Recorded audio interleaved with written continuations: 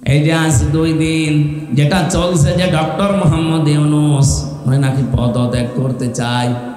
বলেন তো বাংলাদেশে এই মুহূর্তের জন্য ডক্টর ইউনূস যে পর্যায়ে আছে আন্তর্জাতিক বিশ্বে, বাংলাদেশে আর কেউ আছে? আপনি কি মনে করছেন উনি নিজের থেকে এগুলো করতে চায়? পেছনে যে সমস্ত মানুষ নামে জানোয়ার গুলো খাড়া হয়ে আছে তাকে পদত্যাগ করানোর নাম দেওয়ার জন্যে, এগুলো দেশের শত্রু, মানবতার শত্রু, ইসলামের তো শত্রুই। প্রশ্ন আসতে পারে উনি সুদ খেতেন ওনার নামে। আরে ভাই, পৃথিবীতে টিকে থাকার জন্য এখন বাস্তবতার দিকে আপনি তাকান।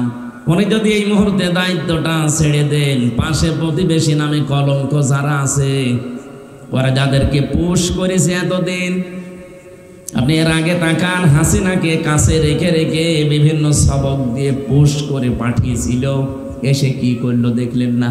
এই 15.5 বছরও যাদেরকে ওখানে রেখে রেখে বিভিন্ন মেডিসিন দিয়ে ঔষধ খাওয়িয়ে আবার পুশ করেছে, ওদের কথাবার্তাগুলো উল্টা।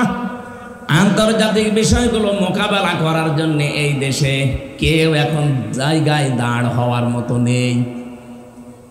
ওই লোকটার চেহারার দিকে তাকিয়ে এই পৃথিবীতে এখন 1000 বিশ্ববিদ্যালয় আছে যেগুলো লিস্টেড, বাংলাদেশের একটাও সেই তালিকায় নেই।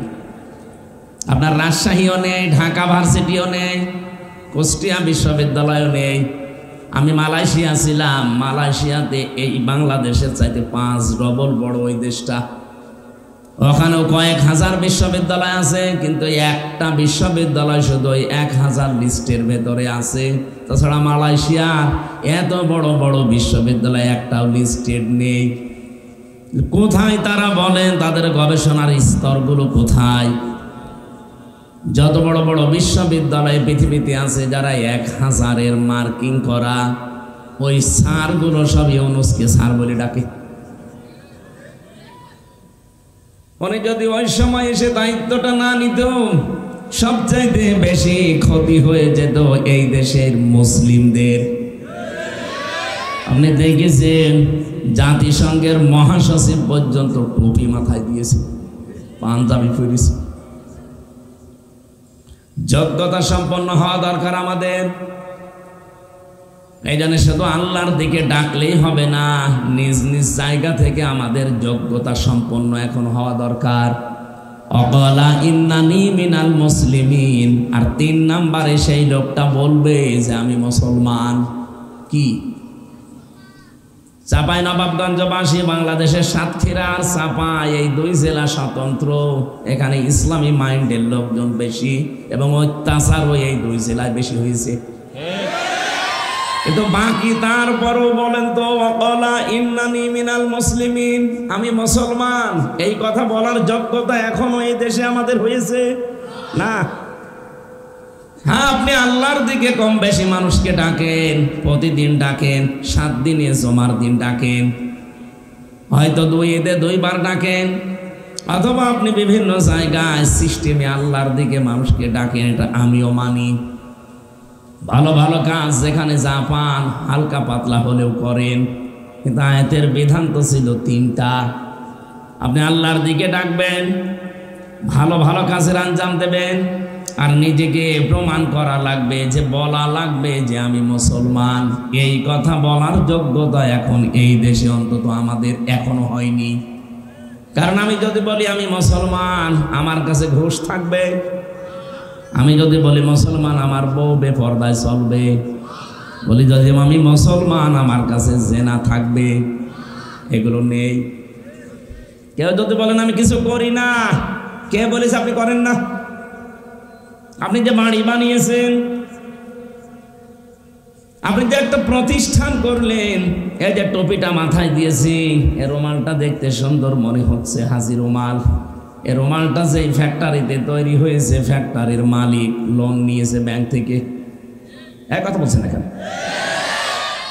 যতদিন পর্যন্ত এদেশে যাকাত ভিত্তিক অর্থনীতি কায়েম না হবে, ততদিন পর্যন্ত এই দেশে যে যাই করুক, ও হয় ডাইরেক্ট সুদখোর না ইনডাইরেক্ট।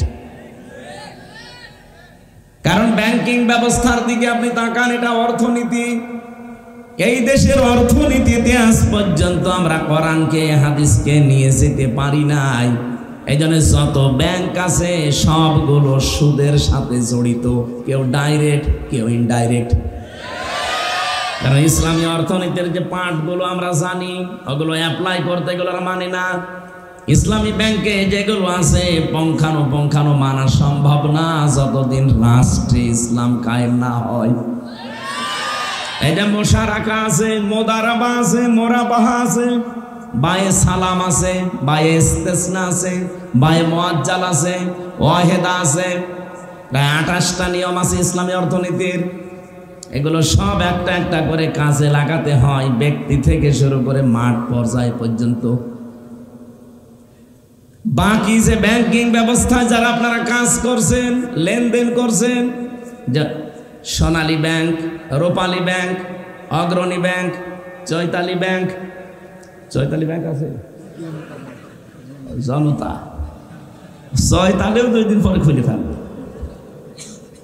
এরকম যত ব্যাংকিং ব্যবস্থা এই দেশে আছে, বলেন তো এখানে সুদ ডাইরেক্ট না ইনডাইরেক্ট? আপনি যে বলবেন আমি মুসলমান, কি করে বলবেন? আপনি ডাইরেক্ট না হলেও ইনডাইরেক্ট। এই রুমালটা, এই টুপিটা যে ফ্যাক্টরিতে বানিয়েছে, সুদের মাধ্যমে টাকা নিয়ে ওই ফ্যাক্টরি থেকে বানানো। আপনি বলছেন আমি তো টাকা নিয়ে কিনে নিয়েছি। আপনি কিনে নিলেন, কিন্তু লোকটা বানিয়েছে কিসের সাথে মিল করে? সুদের সাথে। বলেন বলেন। এই জন্য দেশটা আমরা এমন ভাবে তৈরি করতে চাই যেখানে হালালকে হালাল জানার পর মানা যায়, হারামকে হারাম জেনে ছেড়ে দেওয়া যায়। এই জন্য হাদিস হচ্ছে মান কারাল কুরআনা ফাস্তাযহারাহু ফাহাল্লা হালালাহু ওয়া হাররামা হারামাহু আদখালাহুল্লাহুল জান্নাহ। এই পৃথিবীর ময়দানে যে ব্যক্তি কোরআন পড়ে আর কোরআনকে ইজহার করার জন্য চেষ্টা করে, এখানে ইজহার শব্দের বাংলা অর্থ হচ্ছে বিজয় করা। কোরআনকে পড়ার পরে যারা কোরআন বিজয় করার জন্য চেষ্টা চালাবেন, এই শব্দের ব্যাখ্যা করতে গেলে এই এলাকায় বহু মানুষ আছে তারা উল্টাপাল্টা ফতোয়া দেয়। আমি যখনই বলি যে আমি কোরআন পড়ি এবং কোরআনকে আমি ইজহার করার জন্য চেষ্টা করি, কোরআনকে আমি বিজয় করার জন্য চেষ্টা করি, কিছু মানুষ দেখবেন তারা ফতোয়াবাজি করেছে এটা ধর্ম ব্যবসা, এটা ধর্মের নামে রাজনীতি। এটা ধর্ম ব্যবসা না ধর্মের নামে রাজনীতি আপনার কাছে শেখা লাগবে আমার? আমি কোরআনের ওপরে অনার্স মাস্টার শেষ করেছি। আপনার পেটে বোম মারলে যদি আপনি কোরআনের একটা আয়াত আমার সামনে শুদ্ধ করে ওই 7 কিরাত দিয়ে পড়তে পারেন, আমি এই মুহূর্তে আপনাকে মিষ্টি খাওয়াবো। 7 কিরাত লাগবেন, আপনি 1 কিরাতে পড়েন তো দেখি। আমি তো 7 কিরাতেই কোরআনের আয়াত পড়তে পারবো একটা একটা করে, আপনি 1 কিরাতে পড়েন দেখি। একটা আয়াত শুদ্ধ করে বলতে পারেন না, ওর ভেতরে ব্যাখ্যা বিশ্লেষণ কি আছে জীবনে পড়েন উনি। খালি বাংলা অর্থ পড়ে আপনি বিশাল মুফতি হয়ে বসে আছেন। আমি যখন এই শব্দের ব্যাখ্যাগুলো করতে চাই, হ্যাঁ মাওলানা হয়তো বলবে ফাস্তাযহারু মানে ইজহার মানে স্পষ্ট করা, ইজহার মানে ওটা ওই যে নুন সাকিন মিম সাকিনের কায়দা যখন পড়ায় তাসবিহে তখন আমরা পড়াই যে ইজহার মানে স্পষ্ট করা। কিন্তু ব্যাখ্যা করার সময় আপনি হাদিসের টিকাগুলো দেখবেন, ওখানে ইজহার মানে বিজয় করা, ইজহার মানে দাঁড় করানো, ইজহার মানে কায়েম করা। 33টা অর্থ আছে কমপক্ষে। কেন ইজহার শব্দের অর্থ এখানে শুধু স্পষ্ট করা দিলে হবে না, বিজয় করা ধরা লাগবে কেন? এরপরে 2টা শব্দের ব্যাখ্যা আছে। নবীজি ইজহার বলার পরে 2টা শব্দ দিয়েছেন, এটা বলার আগে আবার মাঝখানে ফা দিয়েছেন। এটা যদি বিশ্ববিদ্যালয়ের ক্লাস হতো আমি আরো ডিপলি ভেতরে যেতে পারতাম, কারণ এমনও মানুষ বসে আছে যে ফা কি ও বুঝেই না। তো ওইটার ব্যাখ্যা করা আমার দরকার না, আমি শুধু একটা ইঙ্গিত দিলাম। ফা শব্দটা আরবি গ্রামার অনুযায়ী প্রায় 19টা অর্থে ব্যবহার হয়। এখানে যে ফা নবীজি দিয়েছেন, ফা যদি বাদও দিতেন আমি আলেম যারা আমরা অর্থ করতে পারতাম, কিন্তু ফা দিলেন কেন? হযরতে আবু হুরায়রা রাদিয়াল্লাহু তাআলা আনহু বলেন, বিশ্বনবীর কাছে আমি একবার শুনলাম মান ক্বালা লা ইলাহা ইল্লাল্লাহ ফাদাখালাল জান্নাহ, বুখারী শরীফের হাদিস।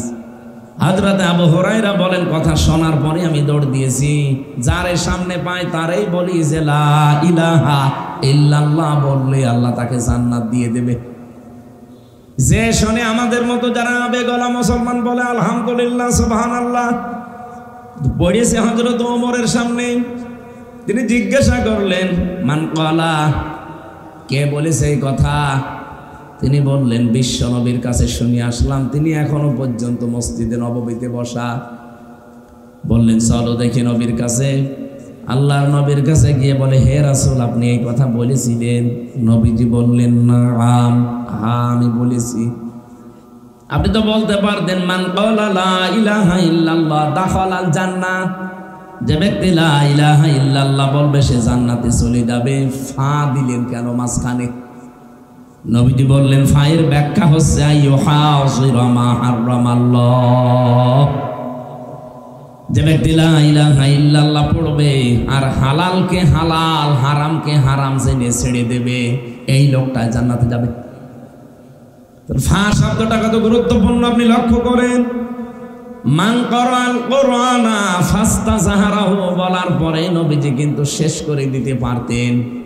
ফা তো একবার বললেনই যে ফাস্তাযহারাহু, শব্দটা ছিল ফা ইস্তাযহারাহু, কেন ফা দিলেন মাঝখানে? আবার দ্বিতীয় পয়েন্টে দেখেন ফা হাল্লা হালালাহু ওয়া হাররামা হারামাহু। ফা দেওয়ার যে 19টা অর্থ আছে, এর একটা অর্থ এই, উপরে বর্ণিত কোনো বিষয় যদি আপনি সত্যি জীবনে করেন, পরের যে উপকার বা ক্ষতি আসতেছে এটা মাস্ট বি আপনার জীবনে হবে। প্রথম দুইটা শব্দ কি ছিল? কোরআন যে পড়ে আর কোরআনকে বিজয়ী করার জন্য চেষ্টা চালায়, কারণ কোরআন যেখানে বিজয়ী থাকে সেখানেই হালালকে হালাল আর হারামকে হারাম জেনে ছেড়ে দেওয়া সম্ভব হয়। এই কথা বললেন না কেন? কোরআন বিজয় না থাকলে আপনি হালালকে হালাল জেনেও মানতে পারবেন, হারামকে হারাম জেনেও ছেড়ে দিতে পারবেন না? পারবেন না। এই 54 বছর আমরা পারছি না। কত উদাহরণ আছে বাংলাদেশে। এই যে চাঁপাই নবাবগঞ্জের কোর্টে যান, কোর্টের ইট পর্যন্ত টাকা চাই। এই ঘুষ, এখন আর ঘুষ নেই, এখন তো নাম পাল্টিয়ে দিয়েছে হাদিয়া, বকশিস। হযরত মুআজ বিন জাবাল রাদিয়াল্লাহু তাআলা আনহু বলেন, আমি যখন ইয়েমেনের গভর্নর হয়ে যাচ্ছিলাম, ঘোড়ার পিঠে উঠব, রেকাবের ভেতরে পা দিয়েছি অলরেডি। নবীজি বললেন দাঁড়াও, তোমাকে আমি একটা দেশের দায়িত্ব দিয়ে পাঠালাম, আমি জানি তোমার কাছে বিভিন্ন হাদিয়া তোফা আসবে। কি? খুজলাত মাদামাতান ফাইদা সারা রিশওয়াতান ফিদ্দিন ওয়ালাস্তুম বিতারিকিহি ইয়ামনাকুমুল ফাকরা ওয়াল হাজা আলা ইন্না রিহাল ইসলামি দাইরাতুন ফাদুরু মাআল কিতাবি হাইসু দার আলা ইন্নাল কিতাবা ওয়াস সুলতানা লা ইফতারিকান ফালা তুফারিকুল কিতাব ইলা আখিরিল হাদিস রাহু ইবনে মাজাহ। নবীজি বললেন তুমি হাদিয়া তোফা গ্রহণ করতে পারো ওই পর্যন্ত যতক্ষণ হাদিয়া থাকে, কিন্তু কোনো হাদিয়া তোফা যদি ঘোষের পর্যায়ে পড়ে যায় ওইটা আর গ্রহণ করা যাবে না।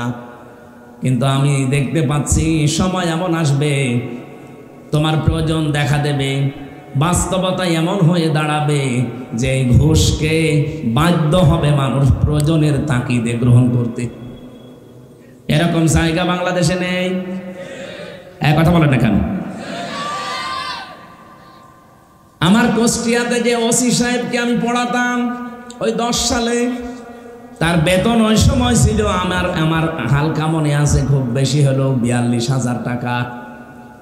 42,000 টাকা তার বেতন ওসি সাহেবের। অথচ তার ছেলে মেয়ে আর বউ 3 জন ঢাকায় ফ্ল্যাট ভাড়া করে থাকে। 50,000 টাকা শুধু ফ্ল্যাটের ভাড়া। বেতন তার 42,000, শুধু বাসা ভাড়ায় যদি শুধু বউ আর ছেলে মেয়ের পেছনে যায় 50,000। 2টা ছেলে মেয়ে বিশ্ববিদ্যালয়ে পড়ে, তাদের খরচ, স্ত্রীর খরচ, তার নিজেরও খরচ আছে। বলেন তো বাস্তবতা তাকে ঘুষ খেতে বাধ্য করবে কিনা? নবী যদি এমনি বলেন নাই, ওয়ালাস্তুম বিতারিকিহি ইয়ামনাকুমুল ফাকর ওয়াল হাজা, তোমার প্রয়োজন এবং বাস্তবতা তোমাকে বাধ্য করবে, ওই নিষেধটা তুমি আর মানতে পারবে না। তখন আমার তো মনে হচ্ছে ১৫০০ বছর আগের কথা, নবীজি কেবল 10 সালে বলে গেল। কথা বলে না কেন? আপনি এই লোকটার দিকে তাকিয়ে বলেন তো, সে যদি ভালো হওয়ার চেষ্টাও করে কিন্তু ভালো হতে পারছে না, তাহলে তার বউ আর ছেলে মেয়েকে ঢাকায় রাখা ওই সময় চলবে না, হয় কুষ্টিয়ায়, নাই তার বাড়ি গোপালগঞ্জে ছিল, গোপালগঞ্জে রাখা লাগবে, যেখানে ৫-৭ হাজার টাকা হয়তো বাসা ভাড়া, খুব বেশি হলো খাবার দাবার দিয়ে ছেলে মেয়ে নিয়ে ৩০,০০০-এর ভেতরে শেষ। এইরকম জায়গায় রাখলে সে চলতে পারবে। কিন্তু তার স্ট্যাটাস, তার যে মানে যেভাবে সে চলাফেরা করে, তার ছেলে তার মেয়ে তার বউকে যেভাবে তুলেছে, ওই জায়গায় রাখতে হলে কমপক্ষে ১.৫ লাখ টাকা মাসে উপায় করা লাগবে। তার প্রয়োজন দেখা দিয়েছে, বাস্তবতা সে সম্মুখীন হয়েছে, এই জন্য সে কোরআন শরীফ পড়তো আমার কাছে জমার দিন, আর মাঝে মাঝে দেখতাম তার কাছে হাদিয়া আসতো। একবার হাদিয়া এসেছে 10 লাখ টাকা। হেরোইন ধরা পড়েছিল, হিরোইন। বাংলাদেশের 2টা থানায় সবচেয়ে বেশি ক্রাইম হয়, একটা কুষ্টিয়ার মডেল থানায় আর একটা সিলেটের বিশ্বনাথ থানায়। কারণ মাল পানি আসে তো বাইরে থেকে। হেরোইন 1 কোটি টাকার ধরা পড়েছে। ওই লোকটা এসে ব্যাগ নিয়ে বলছে, স্যার আমার এইটা নেন আর ওই জিনিস ছেড়ে দেন। আমার দিকে তখন আমি পড়াচ্ছিলাম সূরা বাকারার ওয়ালা তাকুলু আমওয়ালাকুম বাইনাকুম বিল বাতিল, আয়াতটা আমার দিকে তাকিয়ে বলছে, হুজুর এটা নেবেন মানে আপনার পড়ালাম কি? আর আজকে এসে ভাগ্য চক্রে ঘুষের আয়াত পড়িস। হুজুর এটা তো ঘুষ না, এটা হাদিয়া। হ্যাঁ, আমারে ফতোয়া দিচ্ছে হাদিয়া। আপনার সরকার হাদিয়া দেয় না, আপনার বেতন তো মাসে মাসে ঠিকই আসে, ওইটা আপনার জন্য বৈধ। এইটা এখন আর হাদিয়া নেই, এটা ঘুষের পর্যায়। ওই সময় দেখলাম আমার সামনে লোকটাকে গরম দিল, আমি কোরআন শরীফ পড়ছি আর তুমি ঘুষ দাও, তাড়িয়ে দিল। পরবর্তীতে নিয়েছে কিনা আমি জানি না।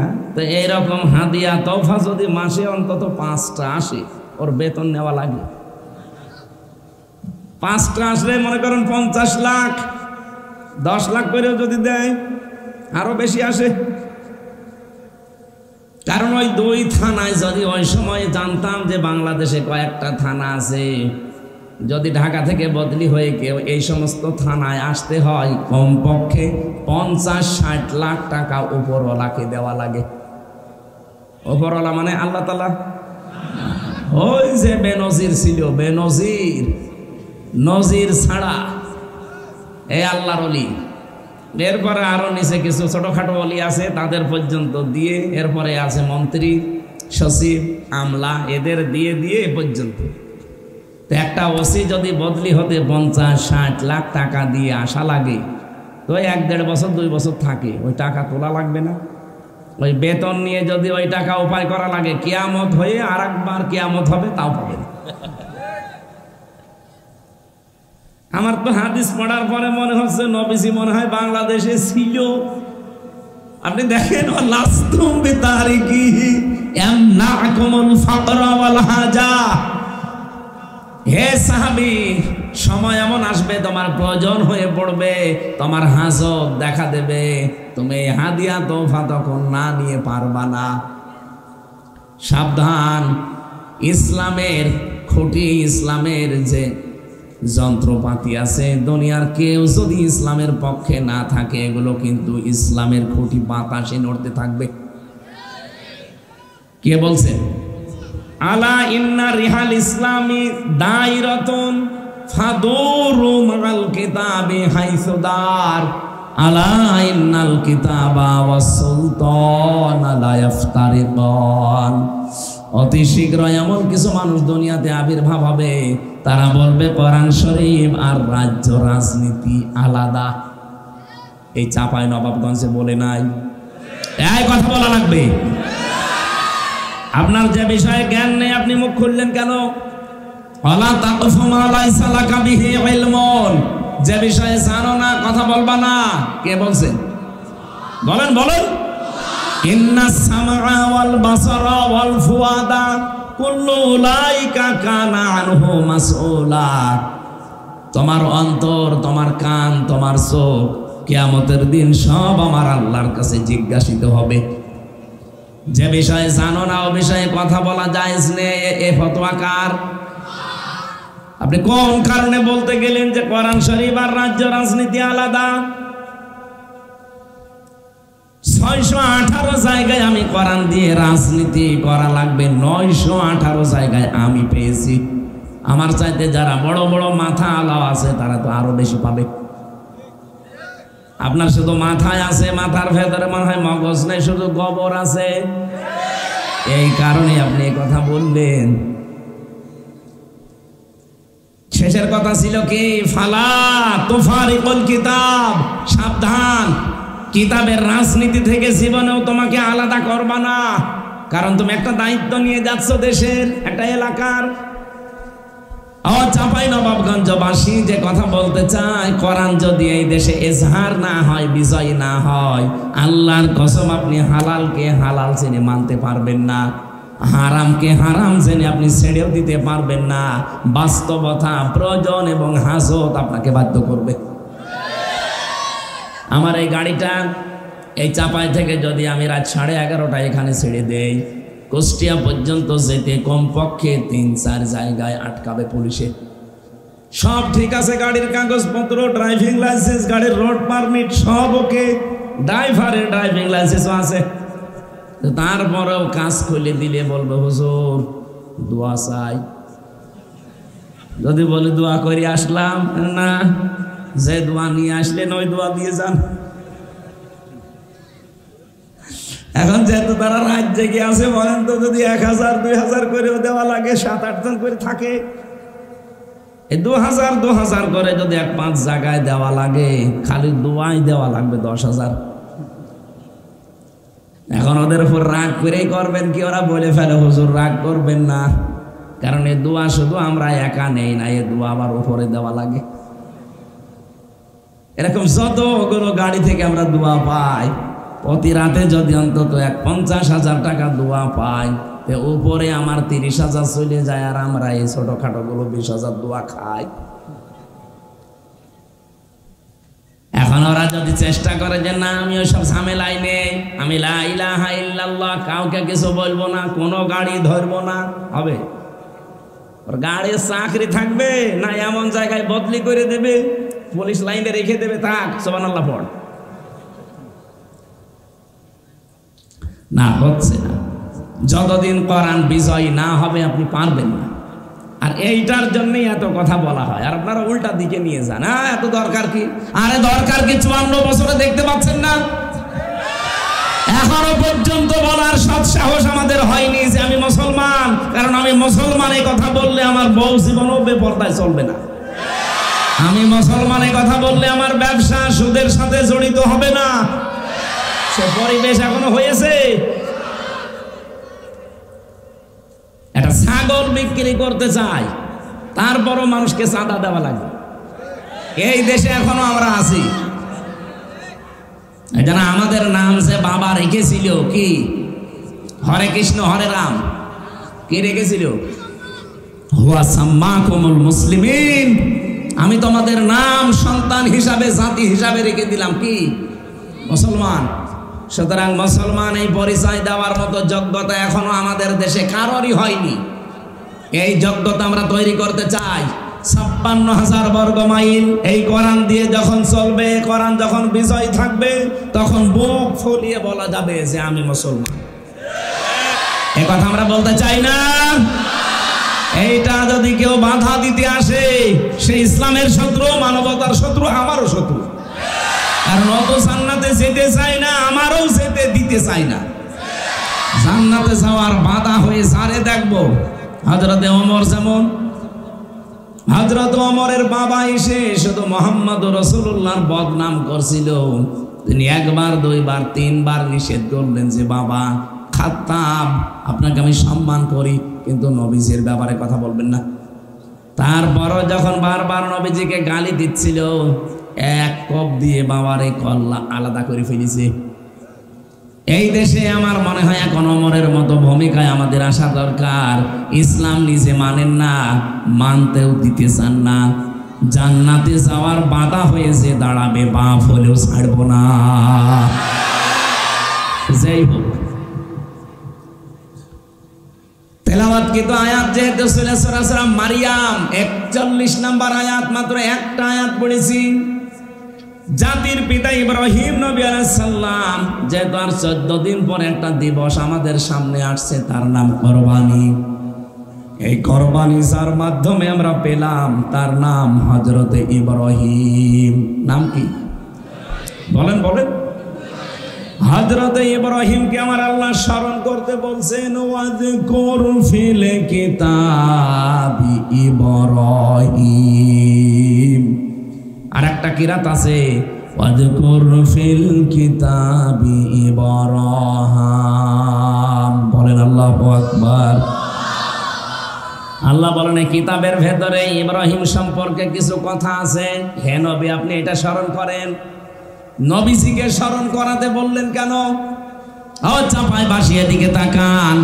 এই পৃথিবীতে এই যে শব্দটা প্রথমে আল্লাহ দিলেন অযকুর, যাকারা ইয়াজকুরু শব্দের শাব্দিক অর্থ হচ্ছে স্মরণ করা। জিকির বলে না? এই জিকির থেকে জাল কাফ র অযকুর, এটা আমরের সিগা।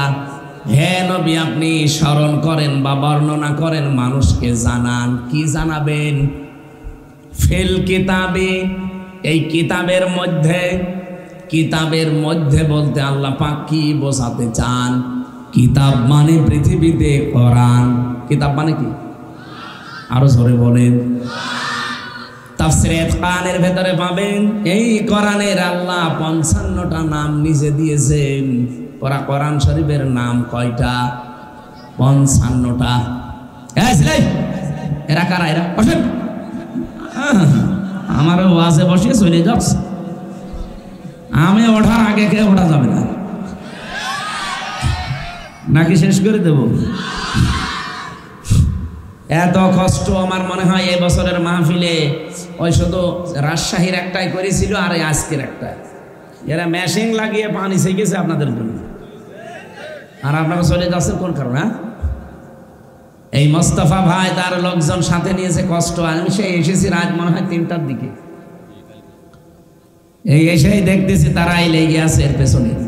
মসজিদে দেওয়ার কথা ছিল, কিন্তু পরিবেশটা যেহেতু হালকা করতে পেরেছি, কখন বৃষ্টি নেমে যায় বলা যায় না। যতক্ষণ বৃষ্টি না আসে থাকবেন না, এটা বলা আবার ঠিক না।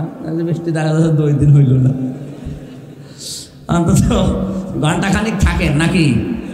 এই আয়াতটা আমার যতদূর নিয়ে যায় আমরা ততদূর যাবো ইনশাআল্লাহ। 14 দিন পরে দিবস আসতেছে, দিবস তো আসবে চলেও যাবে, তা কিছু নেওয়া লাগবে না। কিতাবের ভেতরে, কিতাব মানে কোরআন শরীফ, 55টা নামের 55টার বাস্তব কিছু নাম আমরা আপনাদেরকে শোনাচ্ছি। কোরআনের ভেতরে আল্লাহ সবচাইতে উত্তম নাম দিয়েছেন, তার নাম হচ্ছে কোরআন। নাম কি? ফাযাক্কির বিল কোরআনি মান ইয়াখাফু ওয়াঈদ। রব্বুল আলামিন বলেন, হে নবী, আপনি যখন জিকির করবেন, আলোচনা করবেন, উপদেশ দেবেন, তখন আমার কোরআন থেকে দেবেন। মান ইয়াখাফু ওয়াঈদ, so admonish or by the Holy Quran, him who fears my threat. যার ভেতরে আল্লাহর ধমকের ভয় আছে, কোরআনের উপদেশ শুনলে তার কাজ হবে। কোরআনের প্রথম নামই কোরআন। 2 নম্বর নাম হচ্ছে আল কিতাব, যেটা আমি আজকের আয়াতের ভেতরে দ্বিতীয় শব্দে পেয়েছি। 3 নম্বরে কোরআনের নাম হচ্ছে ফুরকান। 4 নম্বরে কোরআনের নাম আজ-জিকির। 5 নম্বরে কোরআনের নাম আত-তানজিল। 6 নম্বরে কোরআনের নাম মুবিন। 7 নম্বরে কোরআনের নাম নূর। 55টা নাম আমি পড়েছিলাম তাফসিরে খানের ভেতরে। অন্যতম গুরুত্বপূর্ণ নাম হচ্ছে আল কিতাব। কি কিতাব? শুধু কিতাব আল্লাহ দেয়নি, আলিফ লাম লাগিয়ে নির্দিষ্ট করে দিয়েছেন। এটা দিয়ে বোঝাতে চাই পৃথিবীতে একটাই মাত্র কিতাব আছে, তার নাম কোরআন। আর দুনিয়ায় যত কিছু পান সব হচ্ছে এই কিতাবের ব্যাখ্যা। তাহলে হাদিস এবং যত দুনিয়ায় যত বই লেখা আছে সবগুলো হচ্ছে কোরআনের ব্যাখ্যা। কোন কিতাব কোরআনের শব্দ থেকে গবেষণা করে হয়তো লেখা। আমি আমার গাড়িতে 4টা কিতাব আজকে আমি জেলখানায় থাকতে লিখেছিলাম, 2টার বাইরে থাকতে 2টা, এগুলো সব কোরআনের শব্দের উপরে ভিত্তি করে লেখা। মেয়েদের সম্পর্কে দাম্পত্য জীবনের যে কলহ, মানুষের এই যে স্বামী স্ত্রীর গন্ডগোল লাগে, কেন এর সমাধান করতে হয়, না হলে সংসার টেকে না। কি কি কারণে গন্ডগোল হয় আর কেন, এগুলো কিভাবে পদ্ধতি আছে।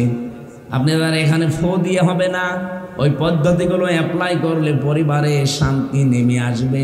ওইগুলো একটা শব্দের ব্যাখ্যা করতে গিয়ে লিখেছিলাম সূরা আহজাব 33 নম্বর আয়াতের তাবাররুজ শব্দটা দিয়ে। তাফসিরে এটা খাজেন থেকে নিয়েছি বেশি, 120 পৃষ্ঠা আমি লিখেছি পরিবার নিয়ে। কারণ জেলে যাওয়ার পর এটা আমি উপলব্ধি করতে পেরেছি যে অনেক মানুষ জেল খাটতেছে শুধু বোর কারণে। হয় বউকে তালাক দেওয়ার কারণে, অথবা যৌতুকের কারণে, অথবা মারধর করার কারণে, অথবা মেরে ফেলেছে এই কারণে। এখনো পর্যন্ত সে জল্লাদ আছে ঢাকায়। এই কিছুদিন আগে যেটা মরে গেল শাহজাহান জল্লাদ, ওইটার পরে আর একজন দায়িত্ব পেয়েছে, ওর নাম ইলিয়াস জল্লাদ। ও মাঝে মাঝে আমার ফাঁসির কন্ডেম ছেড়ে এসে আমার জিজ্ঞাসা করতো, হুজুর আর পারি না। কেন? আপনি তো ভালো জায়গায় আছেন, আপনি তো জল্লাদ। কারণ একটা ফাঁসি দিলে আপনার 4 মাস মাপ, আর আমাদের তো কোনো মাপ নেই। আজ 22 বছর জেল খাটতেছে। অপরাধ কি করেছিলেন? বলছে আমি সৌদি ছিলাম, 17 বছর সৌদি আরবে কাজ কারবার করে দেশে এসে বিয়ে করলাম। গেছি হয়তো 20 বছর বয়সে, 17 বছর ছিলাম। কত বছর হয়? 37। এসে হয়তো 38-39 বছরে বিয়ে করেছি। বিয়ের বছরে আমার বর সাথে আমার মার সাথে মিল নেই। কিছু মাকে দিলে বউর মন পাওয়া যায় না, আর বউকে কিছু দিলে মার বোন শুধু খাবো খাবো করে। এরকম পরিবার দেশে নেই? আজ হাজারো পরিবারে আমার মনে হয় বউ আর শাশুড়ির এই ছোট মনের কারণে আমরা অনেক স্বামী মানসিক রোগী হয়ে যাচ্ছি।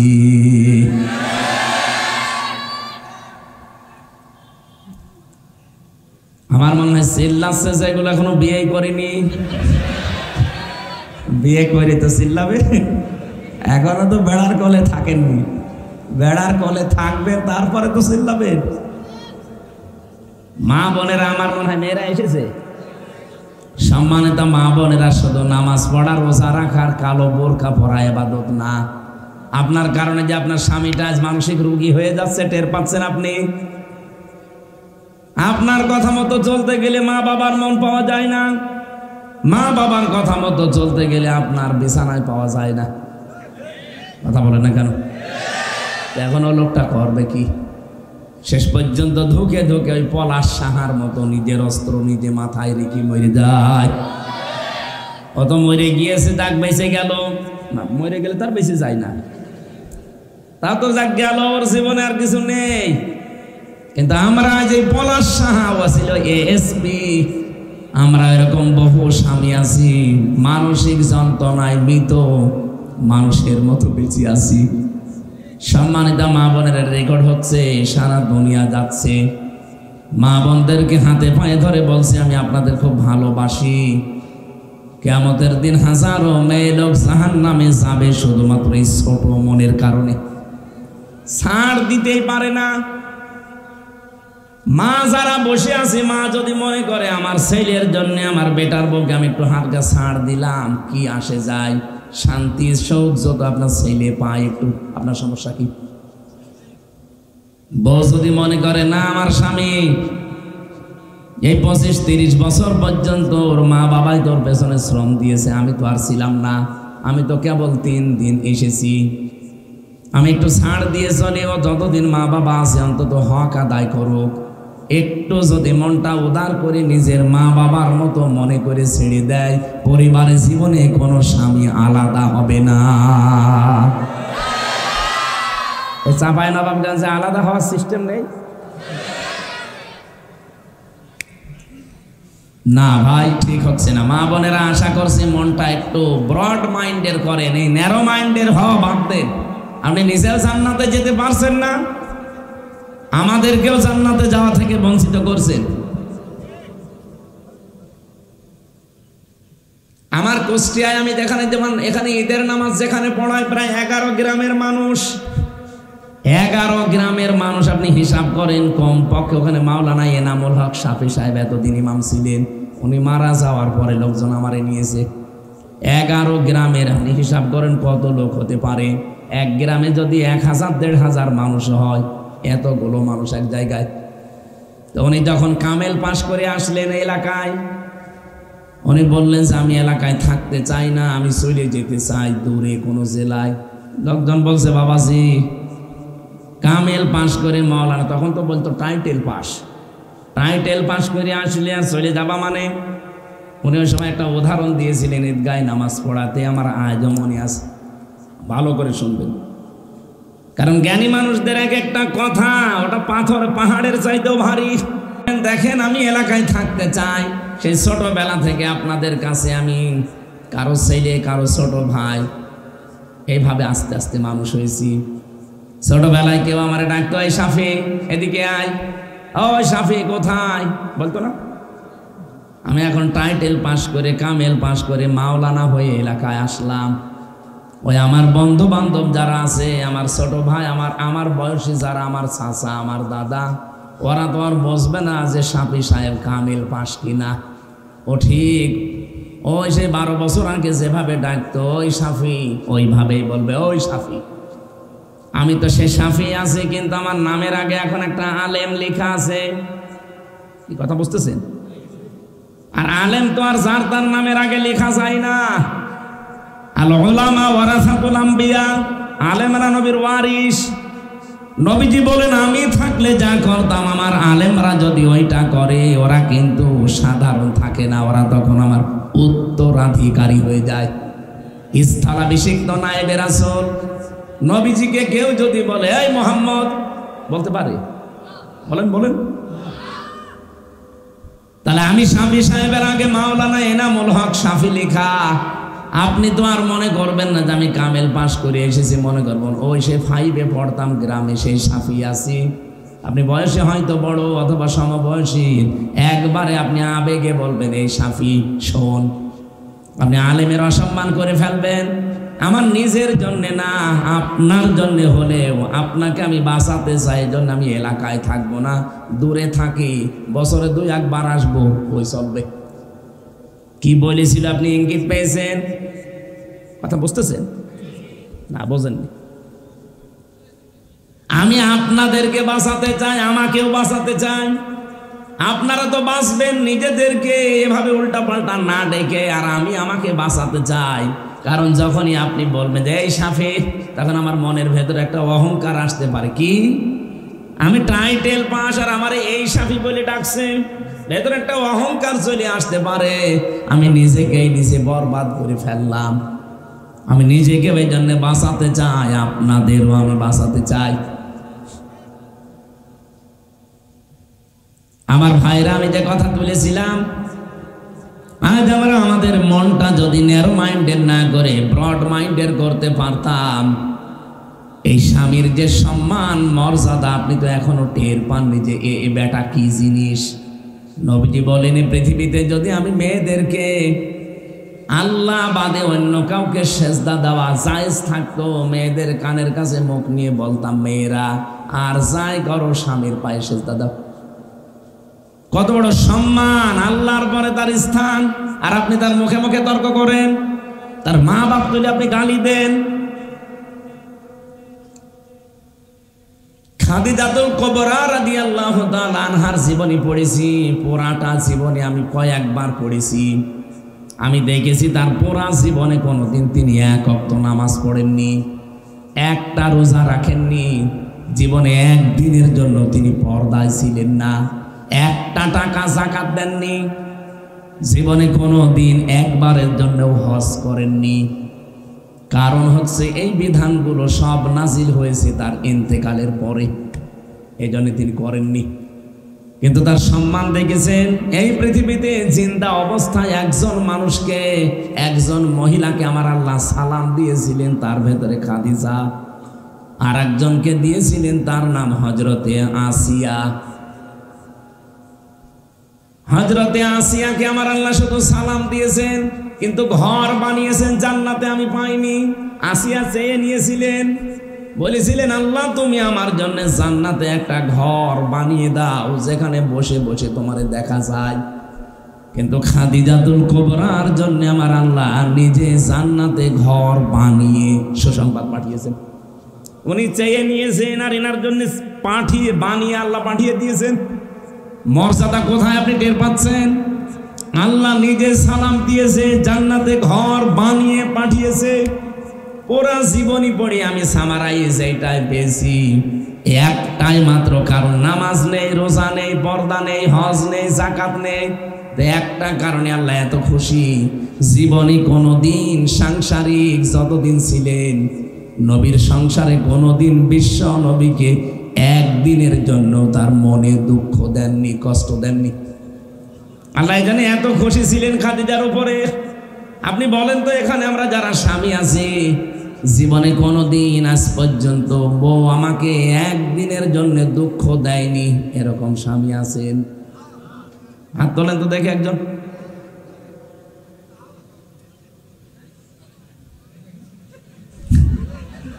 হুজুরও তুলতে পারিনি, তোমার দুঃখ পেয়েছে, আমিও পারিনি। আমি মিথ্যা কথা বলবো কেন? মুরব্বী বেরিয়েছে না,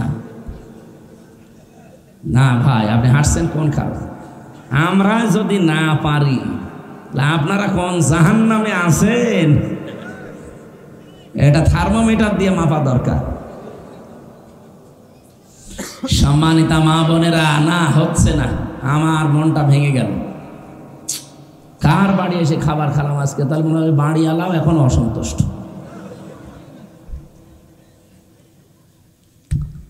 নামাজ পড়েন আপনি, রোজা রাখেন আপনি, বোরকা পরেন, অথচ স্বামীর মনে প্রতিদিন 10 বার করে দুঃখ দিতে আছেন। খাদিজা জীবনে কোনোদিন 1 সেকেন্ডের জন্য স্বামীকে দুঃখ দেয়নি। আল্লাহ এমনি খুশি না তার উপরে, আল্লাহর আরশ খুশি হয়ে গেছে, জান্নাতে ঘর বানিয়ে তার জন্য সুসংবাদ পাঠিয়েছে। সুবহানাল্লাহ বলতে পারেন না? আমরা এরকম স্ত্রী তৈরি করতে চাই না, চাই না? আরো জোরে বলেন। এজন্য আমাদের স্ত্রীগুলো হওয়া লাগবে খাদিজাতুল কুবরার মতো। এরকম 6 জন মহিলার জীবন নিয়ে আমি একটা বই লিখেছি, আদর্শ নারী। মেয়েদের আদর্শ কে কে হবে, কিভাবে তাকে ফলো করবেন। আছে গাড়িতে এটা দাম্পত্য জীবনের, ওইটা মেয়েদেরকে আপনারা পড়াবেন। ও বউ, ভারতের সিরিয়াল না দেখে বইটা পড়ো, দেখো কি আছে, মেনে চলো। শুধু পুরুষেরটা, মহিলারটা না, পুরুষেরটাও নিয়ে যাবেন।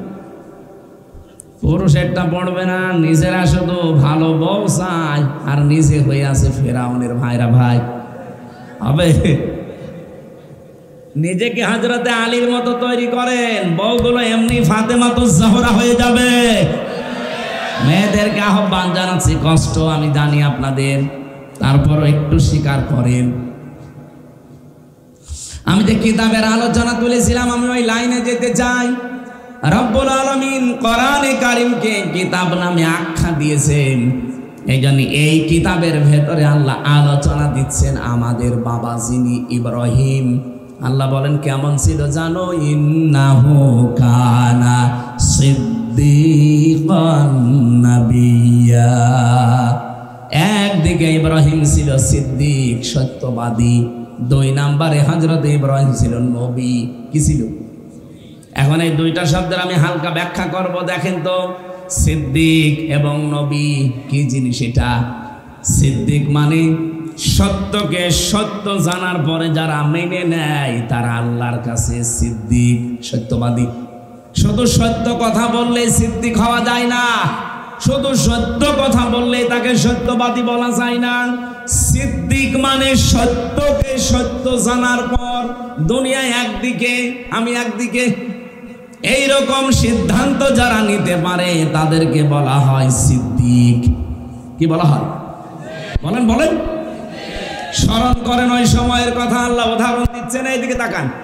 وَإِذْ قَالَ إِبْرَاهِيمُ لِأَبِيهِ آزَرَ أَتَتَّخِذُ أَصْنَامًا آلِهَةً إِنِّي أَرَاكَ وَقَوْمَكَ فِي ضَلَالٍ مُبِينٍ। আল্লাহ পাক বলেন, একটু স্মরণ করো ওই সময়ের কথা তখন তোমাদের জাতির পিতা হযরত ইব্রাহিম তার বাবা আজরকে ডাক দিয়ে বলেছিলেন, হে বাবা, ইন্নী আরাকা ওয়া কওমাকা, অবশ্যই আমি নিজে আপনাকে আর আপনার জাতিকে দেখতে পাচ্ছি ফি দালালিম মুবিন, স্পষ্ট বিভ্রান্তিতে আছেন। আসনামান আলিহা, এই মূর্তিগুলো কি করেন? এগুলো আপনারা কেন এগুলো নিজেরা বানান, আবার নিজেরাই মাথা নত করেন এর সামনে, আবার শেষ হয়ে গেলে ভেঙে ফেলেন, পানির ভেতরে ডুবিয়ে দিন, কেন এগুলো করেন? আমি তো স্পষ্ট বিভ্রান্তিতে দেখতে পাচ্ছি। রব্বুল আলামিন বলেন এই কথা ইব্রাহিম কেন বলেছিল জানো? ওয়াকাযালিকা নুরি ইব্রাহিমা মালাকুতাস সামাওয়াতি ওয়াল আরদ ওয়া লিয়াকুনা মিনাল মুকিনিন। আমার ইব্রাহিমকে আমি কিছু জিনিস দেখিয়েছিলাম, আকাশ আর জমিনের এমন কিছু নিদর্শন দেখালাম, সে একেবারে দৃঢ় বিশ্বাসীদের অন্তর্ভুক্ত হয়ে গেল। আমি যে জিনিসটা এখান থেকে নিয়ে আসতে চাই, একটু পরে 2-1 মিনিট পরে বুঝবেন। এই চলে যাচ্ছেন কেন? বসুন বসুন। ফালাম্মা জান্না আলাইহিল লাইলু রাআ কাওকাবা ক্বালা হাযা রাব্বি ফালাম্মা আফালা ক্বালা লা উহিব্বুল আফিলিন। বলেন আল্লাহু আকবার। আমি যে তাকে আসমান জমিনের বিভিন্ন নিদর্শন দেখালাম, কি দেখিয়েছিলাম? প্রথম হযরত ইব্রাহিম দেখলেন ফালাম্মা জান্না আলাইহিল লাইলু রাআ কাওকাবা, রাতের বেলা দেখলেন আকাশে কিছু তারকা জ্বলজ্বল করছে। তিনি বললেন ক্বালা হাযা রাব্বি, এইটাই আমার রব হবে। কিন্তু যখন ওটা রাতে মিলিয়ে গেল, তিনি বললেন না, ক্বালা লা ইউহিব্বুল আফিলিন, যেটা অস্তমিত হয়ে যায় ওইটা আমি ভালোবাসি না, পছন্দ করি না। রব মানা তো দূরের কথা। ফালাম্মা রাআল কমারা বাসিগান ক্বালা হাযা রাব্বি ফালাম্মা আফালা ক্বালা লা ইল্লাম ইয়াহদিনি রাব্বি লাকুনান্না মিনাল কওমিয যালিমিন। এরপরে তিনি রাত যখন গভীর হয়ে গেলে দেখলেন আকাশে একটা বড় চাঁদ। চাঁদের দিকে তাকিয়ে বললেন এটা আমার রব। ভোরবেলার দিকে আস্তে আস্তে যখন ওটা মিটিয়ে গেল, অস্তমিত হয়ে গেল, হারিয়ে গেল, বললেন না, যেটা মিটে যায় হারিয়ে যায় ওইটাকে আমি মানি না। আমি তো একটা বিভ্রান্তির ভেতরে পড়ে গেলাম। ফালাম্মা রাআশ শামসা বাযিগাতান ক্বালা হাযা রাব্বি হাযা আকবার ফালাম্মা আফালা ক্বালা লা ইল্লাম ইন্নী বারিউম মিম্মা তুশরিকুন। সকালবেলা যখন তিনি দেখলেন যে পশ্চিম আকাশে বিশাল এক সূর্য বড় হয়ে উঠতেছে, তাকিয়ে বললেন এটা শুধু আমার রব না, এইটাই বড় রব। কারণ এতক্ষণ যা দেখেছিলাম ছোট ছোট, এখন তো দেখছি বিশাল, এটা আমার রবই হবে। সন্ধ্যাবেলা যখন এইটাও ডুবে গেল, উনি বললেন না, ডুবে যাওয়া জিনিস তো আমি পছন্দ করি না। রব হওয়া দূরের কথা, জাতির লোকেরা ক্বালা ইয়া কওমি ইন্নী বারিউম মিম্মা তুশরিকুন। জাতির লোকেরা কান খাড়া করে শোনেন, আমি কিন্তু তোমাদের সাথে এখন আর কোনো কিছুর সাথে পূজা করি না, শরীক করি না। আমি তোমাদের থেকে মুক্ত। মুক্ত হয়ে তিনি বসেছিলেন না, তিনি ঘোষণা দিয়ে জাতিকে জানিয়েছিলেন একটা কড়া কথা, ইন্নী ওয়াজ্জাহতু ওয়াজহিয়া লিল্লাযী ফাতারাস সামাওয়াতি ওয়াল আরদা হানিফা ওয়া মা আনা মিনাল মুশরিকিন। হযরত ইব্রাহিম বললেন, হে আমার পিতা আজর বা তারেক এবং জাতির লোকেরা, অবশ্যই আজকে থেকে আমার এই চেহারা, আমি আসমান আর জমিনের যিনি উদ্ভাবক, যিনি বানিয়েছেন তার দিকে আমি ঘুরে পড়লাম। তোমাদের কারো সাথে আমি আর নেই। এতটুকু যাই বলেছিলেন, কারো সাথে আর নেই। আমি শুধু ঘুরে পড়েছি তা না, হানিফা, আমি একনিষ্ঠভাবে ঘুরলাম। ওমান আমিনাল মুশরিকিন, আর আমি মুশরিক না। বাবার পক্ষ থেকে জবাব শোনেন। তার বাবা এবার ডাক দিয়েছে, ক্বালা রাগিবুন আনতা আন আলিহাতি ইয়া ইব্রাহিম লাইল্লাম তানতাহি লারজুমান্নাকা ওয়াহজুরনি মালিয়া। ইব্রাহিম কি ঘোষণা দিলে তুমি যে তুমি আমাদের সাথে আজকে থেকে নেই, আমাদের এই ইলাহাগুলো মানো না? তুমি যদি এই কথা থেকে আজকে ফেরত না আসো, নিজের এই কথা থেকে যদি সরে না আসো, এক নম্বরে আমি বাবা হয়ে বলছি, লাইল্লাম তানতাহিলা আর জমান্নাকা, তোমার আমি জীবিত রাখবো না, তোমার আমি মেরে ফেলবো, হত্যা করে ফেলবো তোমারে। আর আমি যদি এটা না পারি, দ্বিতীয় নম্বর বলেছিলেন, ওয়াহজুরনি মালিয়া, হয়তো সন্তান হিসাবে আমি মায়া মহব্বত এটা করতে যদি না পারি, আজকে থেকে ঘোষণা দিলাম তুমি আমার কাছে আর থাকবে না, দূর হয়ে যাও, দূরে কোথাও চলে যাও। এরকম কথা বললে আমার কাছে বাবা হিসাবে সন্তানকে আমি রাখি না। আপনি হিসাব করে দেখেছেন জাতির পিতা কি কঠিন পরীক্ষায় ছিলেন? আয়াতের তাফসীর পড়তে গিয়ে আমি জাতির পিতা ইব্রাহিমের জীবনে 50টা পরীক্ষা পেয়েছি। জীবনের জন্ম থেকে শুরু করে মরণ পর্যন্ত আমি 50টা পরীক্ষা পেয়েছি। তার ইমানের পরীক্ষা ছিল 10টা, তার ভেতরে এটা একটা। পরিবারও ছেড়ে দেওয়া লাগে, ইমানের উপরে টিকে থাকতে গিয়ে অনেক সময় নিজের পরিবারকেও ছেড়ে দেওয়া লাগে, অনেক সময় সমাজকে ছেড়ে দেওয়া লাগে, অনেক সময় অনেক নবী দেশ পর্যন্ত ছেড়েছেন। আর আমাদের ইমানের উপরে টিকে থাকতে গেলে কিছু ছাড়া লাগে না, আরো আত্মীয় স্বজন বাড়ে। 2 নম্বরে তার আমলের পরীক্ষা আল্লাহ নিয়েছিলেন 30টা। কোরআন শরীফের ভেতরে আপনি পাবেন সূরা মুমিনুনের ভেতরে 10টা, সূরা আহজাবের ভেতরে আছে 10টা, আর সূরা তাওবার ভেতরে আছে 10টা। এই 30টা পরীক্ষা আল্লাহ তার জীবনে নিয়েছিলেন আমলের। 3 10 এ 30, আর ওদিকে 10 ইমানের 40, আর মাথা থেকে পা পর্যন্ত এখানে 10টা পরীক্ষা আছে বডির ভেতরে। এই 50টা পরীক্ষা আমার আল্লাহ তার জীবনে নিয়েছেন। আল্লাহ বলেন প্রত্যেকটা পরীক্ষায় আমার ইব্রাহিম পাশ করে গেছে। হযরত ইব্রাহিম ঘোষণা দিয়েছিলেন, ক্বালা সালামুন আলাইকা সাস্তাগফিরু লাকা রাব্বি ইন্নাহু কানা বি হাফিয়া। একটা একটা করে অনেকগুলো জিনিস তিনি ছাড়লেন। তারপরে তিনি বলেন, ফালাম্মা আফালা ওয়ালাম ওয়াতাসিলুকুম মা তাদউনা মিন দুনিল্লাহ ওয়া আদউ রাব্বি আসা আল্লাহ আকুনা বিদুআই রাব্বি শাকিয়া। ফালাম্মা আতাসালাহুম মা ইয়াবুদুনা মিন দুনিল্লাহ, এ পর্যন্ত যখন তিনি বলেছিলেন, এখন তো বাংলা না বললে আপনারা আরবি বুঝবেও না। তিনি 1 নম্বরেই বললেন, হে আমার বাবা, আপনি আমাকে হয় মেরে ফেলতে চান অথবা দূরে সরিয়ে দিতে চান, আমি আপনার জন্য আল্লাহর পক্ষ থেকে শান্তি কামনা করছি। আল্লাহ যেন আপনাকে শান্তি নিরাপত্তা দেয়, আর আল্লাহ আপনাকে যেন মাফ করে দেয়। আমি জানি আমার আল্লাহ অতি দয়ালু মালিয়া। জোরে বলেন হাফিয়া, জোরে বলেন সুবহানাল্লাহ। 2 নম্বরে তিনি জাতির লোকের কাছে দাঁড়িয়ে বললেন, আজকে থেকে আমি তোমাদের থেকে ইতিজাল মানে বিচ্ছিন্ন হয়ে গেলাম, ছেড়ে দিলাম তোমাদেরকে। আল্লাহ বাদে যাদের ইবাদত তোমরা করো তাদের সাথে আমি আর নেই। ওয়াদউ রাব্বি, আজকে থেকে শুধুমাত্র আমি ডাকতে থাকবো আমার রবকে।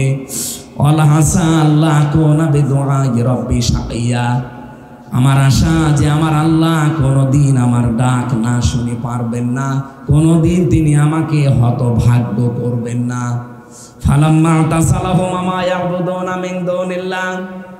এই মুহূর্তে যখন তিনি সবকিছু থেকে নিজেকে পৃথক করে একেবারে একা একা দাঁড়িয়ে গেছেন, কেউ নেই তার সাথে, তার বাবা নিজে তার শত্রু, আগুনে ফেলার সময় তার বাবা নিজে সাহায্য করছে।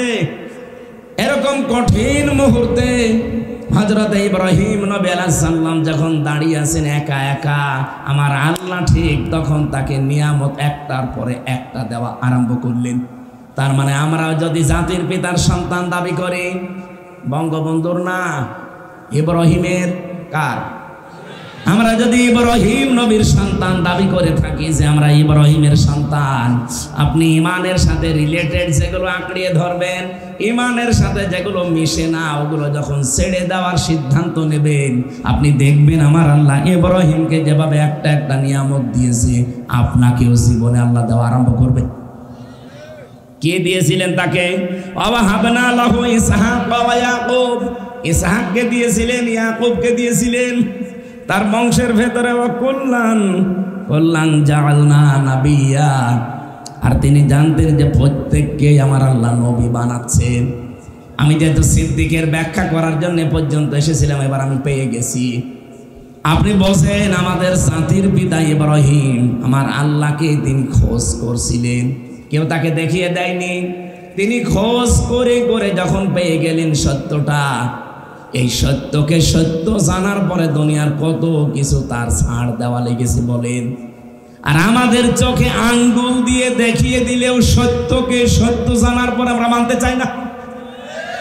আমার কথা আপনি বুঝেছেন কিনা জানি না। জাতির পিতা সত্যকে অনুসন্ধান করছিলেন, খুঁজতেছিলেন, খুঁজতে খুঁজতে খুঁজতে যখন পেয়ে গেলেন, পেয়ে যাওয়ার পরে এমন ভাবে আঁকড়িয়ে ধরলেন, বললেন হানিফা, আমি একনিষ্ঠ ভাবে, ওমান আমিনাল মুশরিকিন, আমি মুশরিক না। এ ঘোষণা দেওয়ার পরে কত কিছু তার উপরে এসেছে দেখেছিলেন, যে বাবা পর্যন্ত বলছে তোর মেরে ফেলবো। আজ আমাদের দেশে যারা আমাদের অভিভাবক, সত্যের উপরে টিকে থাকতে গিয়ে আজ আমরা তাদের পক্ষ থেকে হুমকি ধামকি পাচ্ছি। নাম ধরা লাগবে। এতদিন যাদেরকে অভিভাবক মনে করতাম, দায়িত্বশীল মনে করতাম, ইমানের উপরে আজ টিকে থাকতে গিয়ে এই দেশের শত্রু, ইসলামের শত্রু, আল্লাহর ঘর মসজিদ যারা ভেঙে ফেলে, তাদের বিরুদ্ধে কথা বলতে গিয়ে দেখি এখন এই অভিভাবকরা আমাদের গালি দিচ্ছে। আপনারা চেতনার কথা বলতে বলতে চলে যান শুধু ৭১, শুধু ৫২, শুধু ৪৭, কেন ২৪ বলা যায় না? ২৪ও তো একটা চেতনা। ২৭৩২ জন মানুষ জীবন দিল, লাখের ওপরে মানুষ হাসপাতালে কাতরাচ্ছে। এই চেতনা সামনে নিয়ে আসেন না, শুধু নিয়ে আসেন ৭১, শুধু ৫২, শুধু ৪৭। কেন আপনি বলবেন এই কথা? ৪৭-এর সাথে ৫২-র সাথে ৭১-এর সাথে অন্তত আমার যে বয়স, আমার এখন ৩৩ বছর, আমার তো ওই বয়সের কোনো সম্পর্কই নেই। আমি ৪৭-এও ছিলাম না, ৫২-তেও ছিলাম না, ৭১-এও ছিলাম না, আমি ছিলাম ২৪-এ। এই দেশ যদি এখন চলে ২৪-এর চেতনায় চলবে। যারা দালালি করছেন জাতির কাছে গাদ্দার হিসাবে প্রমাণিত হবে। আগামীতে দেশ চলবে কোন চেতনায়? ২৪। জোরে বলেন। এই চেতনা থেকে আজ যারা দূরে সরে গেছেন, বিভিন্ন হাদিয়া তৌফা পেয়ে, এই জন্য দেশে অরাজকতা চলছে। জাতির কাছে অলরেডি আপনারা গাদ্দার হয়ে গেছেন, দালাল হিসাবে পরিণত হয়ে গেছেন। থামেন। নিজেদের জীবনেও স্যাক্রিফাইস কম ছিল না, অনেক কিছু ছাড় দিয়েছেন, আপনারাও মাসলুম, কিন্তু মজলুম হয়ে এখন আবার নিজেরাই জালেম হয়েছেন না। হয়তো ২ বছর ৫ বছর খাবেন, এরপরে ওরা ১৫ বছর খেয়ে যদি টিকে থাকতে না পারে, আপনি ৫ বছর আরামে খেয়ে কি করবেন? ৫ বছর পরে আপনার বাড়ি ঘর শ্মশান হয়ে যাবে। আমরা চাই না আপনার বাড়ি শ্মশান হোক। যাদের অভিভাবক মনে করি তারা এখন আমাদের গালি দেয়, আমরা নাকি ধর্ম ব্যবসায়ী। কোন কারণে এই রক্ত পিচ্ছিল পথে আমার আসা দরকার? আমার বাবার চা আছে, আমার চা আছে, আমি যদি মরণ পর্যন্ত শুধু নাকে তেল দিয়ে ঘুমিয়ে খাই, আমার জীবন শেষ হয়ে যাবে, কিচ্ছু হবে না। কিচ্ছু করা লাগবে না, বাধ্য হয়ে এই রাস্তায় আসা লাগে। কারণ আমি দেখতে পাচ্ছি দেশ পর্যন্ত বিক্রি হওয়ার ষড়যন্ত্র চলছে। আমি ঘরে বসে থেকে কি করব? ঘরও থাকবে, দেশ বিক্রি হয়ে গেল, ঘর তো বিক্রি হয়ে যাবে। ইব্রাহিম নবী যা যা ফেস করেছিল, আজ ইব্রাহিমের সন্তানরা আমরা তাই তাই ফেস করছি। এত ভালোবাসতাম, এত মহব্বত করতাম, এত ভালো মনে করতাম যে উপরে, আর তারা এখন খালি তুলতেই 47, তুললেই 52, তুললেই 71। কথা তুললে 47, 52, 71-এর না, কথা তুললে আমার বয়সের সাথে তোলেন, 24-এর চেতনার কথা বলবেন। কারণ আগামী জুন মাসের 10 তারিখে জুলাই ঘোষণাপত্র দেওয়া লাগবে। আর এটা দেওয়ার ওয়াদা অলরেডি অন্তর্বর্তীকালীন সরকারে যারা আছে তারা দিয়েছে। জাতির সাথে তামাশা না করি 10 তারিখ ওটা দিয়ে দিন, ওইটা দিয়ে দেবেন, ওই অনুযায়ী দেশ চলবে। তখন এই অটোমেটিক যে চোপ্পমিয়া আছে, চোপ্পমিয়া অটোমেটিক বাতিল হয়ে যাবে। কারণ সংবিধান বাতিল হয়ে গেলে চোপ্পও শেষ। তখন 24-এর চেতনায় দেশ চললে, এই 9 মাসে যেভাবে দেশটা দাঁড়িয়ে গেছে, 5 বছরে দেশ মালয়েশিয়ার উপরে চলে যাবে। আরে ভাই, আমি তো সারা বিশ্বের মানচিত্র বাস্তবতা তো বুঝি, আমি তো আন্দাজে বলছি না, দেখে এসেছি। মালয়েশিয়া দাঁড়িয়ে গেছে 2004 সালের পর থেকে, সিঙ্গাপুর দাঁড়িয়ে গেছে 2004 সালের পর থেকে। তারা মাছ বিক্রি করে খায়। সিঙ্গাপুর বাংলাদেশের চাঁপাইনবাবগঞ্জের চাইতেও ছোট। চাঁপাইনবাবগঞ্জে মাথাও মাছ 40 কিলো হবে না, এর চাইতে বেশি। ওই সেই গোদাগাড়ির পর থেকে আরম্ভ করে কনসার্ট পর্যন্ত হিসাব করে দেখেন, অন্তত 45-50 কিলো হয়ে যাবে। অথচ সিঙ্গাপুর এদিকে ওদিকে মাত্র 42 কিলো, চারিদিকে সাগর, কিচ্ছু নেই ওই দেশে, শুধু পাথর, চারিদিকে সাগর আর মাঝখানে শুধু পাথর। এর উপরে যদি দেশটা ওরা মাছ বিক্রি করে খেত, 21-22 বছরে দাঁড়িয়ে গেছে, আমরা দাঁড়াতে পারি না 54 বছরে। লুঙ্গি পর্যন্ত চুরি হয়ে যায়। বঙ্গবন্ধু কি চুরি হয়েছিল? এত চোর থাকলে হয় না। আমরা যখন নেমেছি জাতির পিতা ইব্রাহিমের সন্তান হিসাবে, আশা করছি অনেক কিছু পরীক্ষা সামনে আসতেছে। অনেক নিজে খুঁজে খুঁজে অনুসন্ধান করে করে তখন আল্লাহকে পেয়েছেন। সত্যকে সত্য জানার পরে উনি মেনে নিয়েছেন। ওনাকে আল্লাহ বলেন তুমি সিদ্দিক। আর আমাদের চোখে আঙ্গুল দিয়ে দেখিয়ে দেওয়া হচ্ছে যে এটা সত্যের পথ, এটা দেশের পথ, এটা মানবতার পথ। না, ও মানতে চায় না, কারণ ওকে তো ফ্যান খাইয়ে পাঠিয়েছে। তিনি 2 নম্বরে ছিলেন। তাহলে সত্যকে সত্য জানার পরে যারা দ্বিধাহীন চিত্তে প্রশ্ন ছাড়া মেনে নেবেন, এই মানুষগুলোকে আমাদের দিন সিদ্দিকে আকবর আবু বকরের সাথে উঠবেন। হযরতে আবু বকর তিনি শুধু আবু বকর ছিলেন, কিন্তু যখনই নবীজির মেরাজের এই কাহিনী বিশ্বাস করার পরে তিনি বললেন, হে নবী, আপনি যদি বলেন সারা জীবন নদীর পানি মহানন্দ এদিকে চলছে এদিকে চলছে, হঠাৎ মহানন্দর পানি এমনি উঠতেছে, আমি তাই বিশ্বাস করব? নবীজি বললেন, ও আবু বকর, তুমি এত বড় কঠিন বিষয় বিশ্বাস করে নিলে প্রশ্ন ছাড়া। তোমাকে তো আমি আজকে খালি হাতে ফেরত দিতে পারি না। আজকে থেকে তোমার নাম আমি একটা লকব লাগিয়ে দিলাম। তুমি আবু বকর না, তুমি আবু বকর সিদ্দিক। এই জন্য সত্যকে সত্য জানার পরে যারা প্রশ্ন ছাড়া দ্বিধাহীন চিত্তে মেনে নেবেন, কিয়ামতের দিন তারা উঠতে পারবেন সিদ্দিকে আকবর। এবং আমাদের বাবা যিনি জাতির বাবা হযরতে ইব্রাহিম, তিনি সিদ্দিক, তার সাথে বলেন সুবহানাল্লাহ। 2 নম্বরে ইব্রাহিম নবী ছিলেন নাবিয়া। নাবিয়া মানে নবী শব্দের শাব্দিক অর্থ হচ্ছে সংবাদ বাহক। নবীটা নাবা থেকে এসেছে। নাবা শব্দটার বাংলা অর্থ হচ্ছে ব্রেকিং নিউজ। আপনি এই নিউজ শব্দটা ইংরেজি থেকে আপনি লিখতে আরম্ভ করেন, দেখেন NEWS নিউজ। এন দিয়ে যদি নর্থ ধরেন, ই দিয়ে যদি ইস্ট ধরেন, ডাব্লু দিয়ে যদি ওয়েস্ট ধরেন, আর এস দিয়ে যদি সাউথ ধরেন, তাহলে তামাম দুনিয়ার কিছু বাকি থাকে? বলেন না কেন? আল্লাহ পাক বলেন, নবী ইব্রাহিম তামাম পৃথিবীর সব আমি আল্লাহ খবর তার কাছে দিয়েছিলাম। ওই যে ওয়াকাযালিকা নুরি ইব্রাহিম, আমি ইব্রাহিমকে দেখিয়েছিলাম মালাকুতাস সামাওয়াতি ওয়াল আরদ, আসমান আর জমিন পরিব্যাপ্ত যত নিদর্শন সব তাকে দেখিয়েছিলাম। এই নিদর্শনগুলো সে দেখে দেখে আমি আল্লাহকে শেষ পর্যন্ত খুঁজে পেয়ে গেছে। ও জাতির লোকেরা, নবী যে সংবাদ আমাদের কাছে নিয়ে এসেছেন, উনি তো আমাদের জাতির পিতা ছিলেন ইব্রাহিম, আর আমরা যাকে মানি উনি জাতির পিতারও পিতা।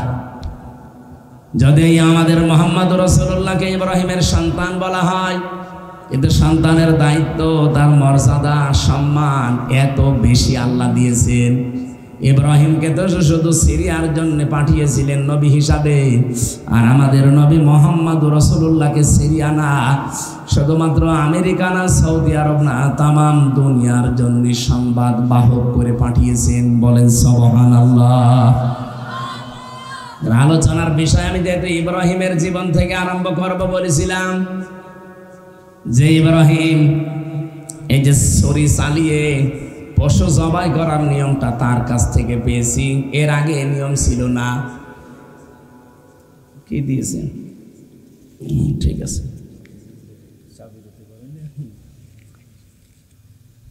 আপনারা কি চলে যাবেন এখনই?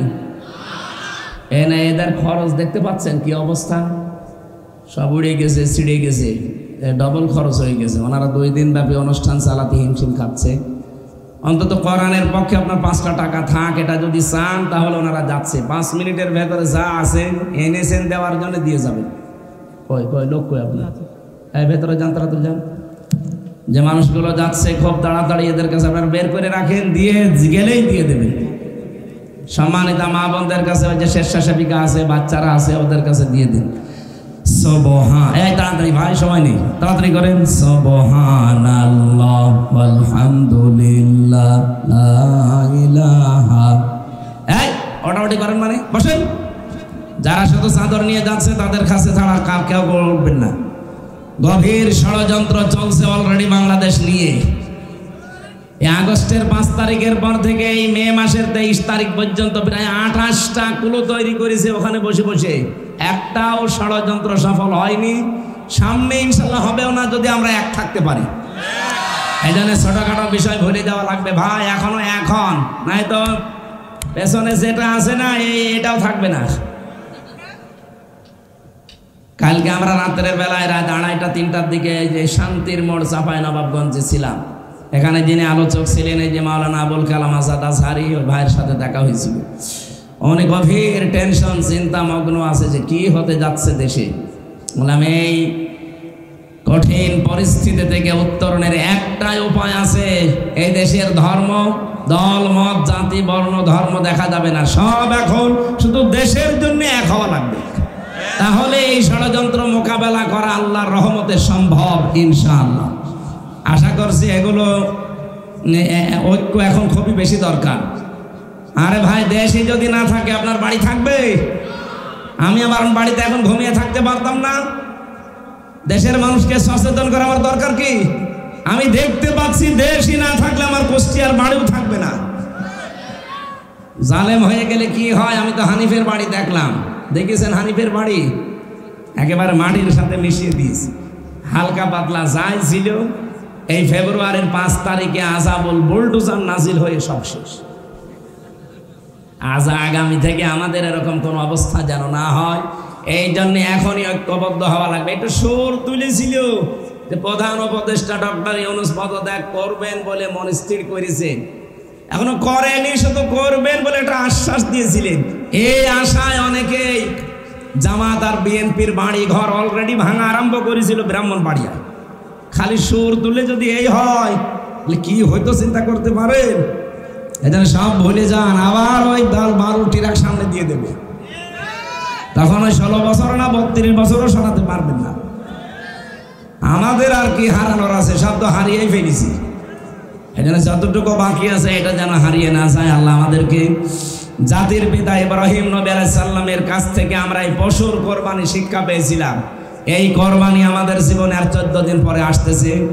এই কোরবানির মাধ্যমে নিজের ভেতরের আমিত্ব, হিংসা, অহংকার এটাও যেন কোরবানি করতে পারি। জোরে বলেন আমিন। বারাকাল্লাহু লানা ওয়া লাকুম ফিল কোরআনিল আযীম। আল্লাহুম্মা আমিন।